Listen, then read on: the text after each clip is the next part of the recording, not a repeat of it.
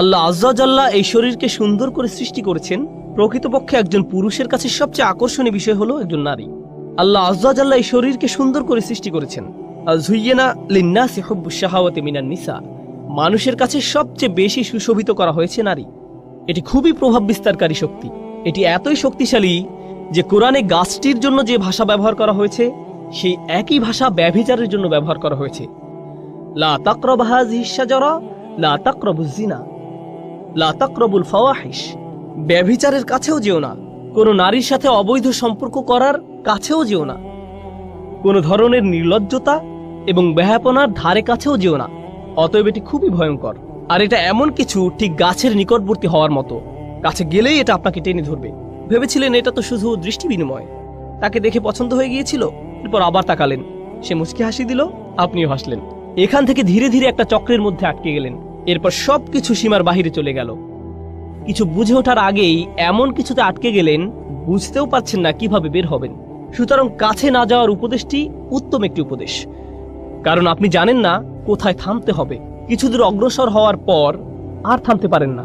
তো আল্লাহ আজ্জা জাল্লা বর্ণনা করেন, যখন মানুষ আল্লাহর অনুমোদিত পথের বাহিরে গিয়ে একে অন্যের নিকট লজ্জাস্থান প্রকাশ করে দেয়, এটাই তখন চূড়ান্ত কদর্যতা, এটাই তখন মানুষের চূড়ান্ত কুৎসিত রূপ।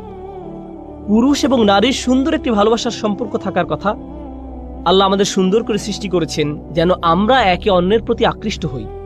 এরপর তিনি একটি ব্যবস্থাপনা তৈরি করলেন যার মাধ্যমে এই সম্পর্কটি বৈধতা পাবে। বিয়ের মাধ্যমে এই সম্পর্কটি বৈধতা পাবে।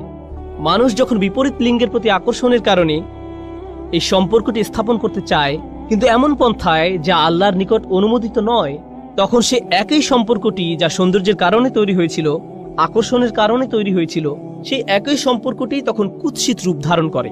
আর এটা শুধু শারীরিক কদর্যতা নয়।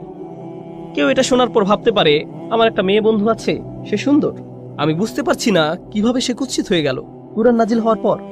আমি এটা নিয়ে কথা বলছি না। আপনার ভেতরে এক ধরনের কদর্যতা আছে। আপনার ভেতরের ভালো সত্তাটি ধীরে ধীরে মৃত্যুর দিকে ধাবিত হয়। তখন মানুষকে শুধু শারীরিক দিক থেকে সুন্দর করে সৃষ্টি করা হয়নি, মানুষকে চরিত্রের দিক থেকে সুন্দর করে সৃষ্টি করা হয়েছে।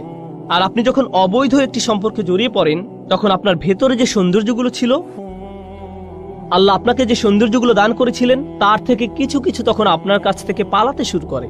আপনার ভেতর থেকে টেনে হিঁচড়ে বের করে ফেলা হয়। ফলে দেখবেন, যখন কোনো যুবক ছেলে কোনো মেয়ের সাথে অবৈধ সম্পর্কে জড়িয়ে পড়ে, বা কোনো মেয়ে কোনো ছেলের সাথে, তখন লক্ষ্য করবেন তারা দিন দিন তাদের পিতামাতার সাথে বদমেজাজি আচরণ থেকে আরো বেশি বদমেজাজি আচরণ করতে থাকে।